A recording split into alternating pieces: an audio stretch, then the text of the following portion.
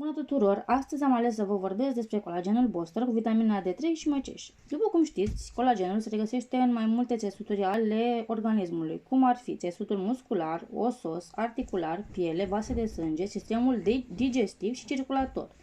Rolul lui este de a contribui la menținerea elasticității pielii și a susține sănătatea oaselor, articulațiilor, mușchilor, cartilajelor, ligamentelor, precum și a nervilor. Eu folosesc acest colagen pentru a-mi reduce din căderea părului, deoarece după ce am născut a trebuit să iau colagen pentru că îmi cădea foarte, foarte rău părul.